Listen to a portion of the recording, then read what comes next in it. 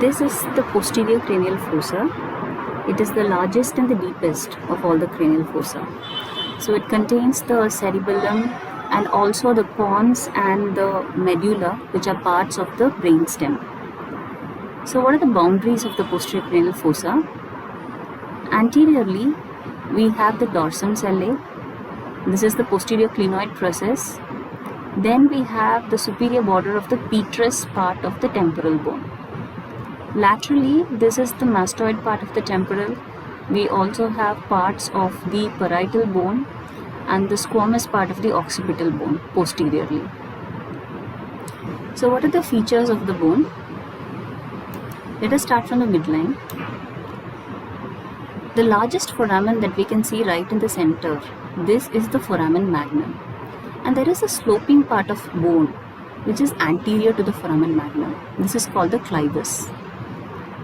The clivus is the part on which the brainstem rests. So the pons and the medulla are rest on this sloping surface of bone, and this bone is actually formed by a synchondrosis of the basi occiput and the basi sphenoid. The foramen magnum transmits many structures. We can divide it into two parts. The anterior part is said to be osseo-ligamentous because it transmits the membrana tectoria, the superior longitudinal band of cruciform ligament, and the apical ligament of the dens. The posterior part of the foramen magnum is said to be neurovascular because it transmits the medulla oblongata, which continues as a spinal cord with its coverings, which are the meninges. It transmits the spinal roots of the accessory nerves, the meningeal branches of the cervical nerves, the right and left vertebral arteries. It also transmits the anterior and the posterior spinal arteries and also the sympathetic plexuses. Posterior to the foramen magnum, there is a small depression here which is called the Vermian fossa, and this is where the vermis of the cerebellum is lodged. More posteriorly, there is this prominent protuberance here which is just opposite the external occipital protuberance. So this is called the internal occipital protuberance. And from the internal occipital protuberance up to the Vermian fossa near the foramen magnum, this is called the internal occipital crest. The falx cerebelli is a fold of dura mater which is attached here. This internal occipital protuberance is the site where several dural venous sinuses meet, and hence this is called the confluence of sinuses. On either side of the internal occipital protuberance, we have these transverse sulci. So the structure which is present in the transverse sulci are the transverse sinuses, the right and the left transverse sinuses. And on the lips of this sulcus, we have the attachment of a dural fold which is called the tentorium cerebelli. So let us follow the transverse sulcus to the side laterally. We can see that it goes here and meets with another curved sulcus again. This is the sigmoid sulcus. It lodges another cerebral dural venous sinus which is called the sigmoid sinus.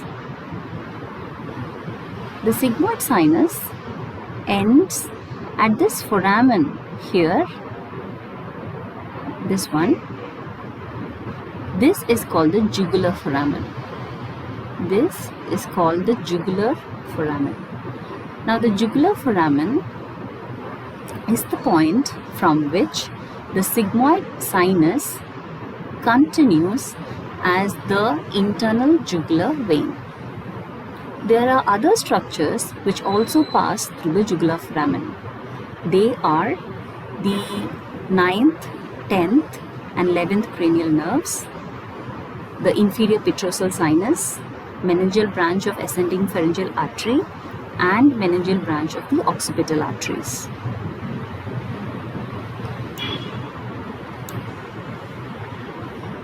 On either side of the internal occipital crest, there are fossae, and in these fossae, there are the cerebellar hemispheres are related here.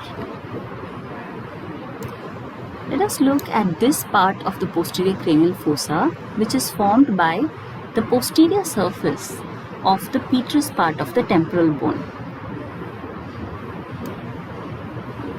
Right in the middle of the posterior surface of the petrous part of the temporal bone, there is an opening, and this is the internal acoustic meatus. The three important structures which enter the internal acoustic meatus are the facial nerve, the vestibulocochlear nerve, so that is the 7th and the 8th cranial nerves, and the labyrinthine blood vessels. Lateral to this, there is a small depression called the subarcuate fossa. The fissure which is seen here at the junction of the petrous part of the temporal and the occipital bone is called the petro-occipital fissure. At its posterior end, we come to the jugular foramen. There is another foramen here.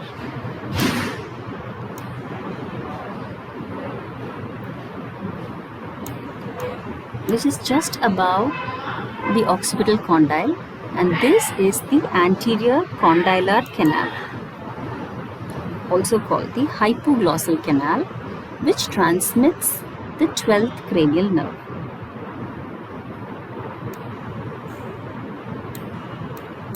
The opening here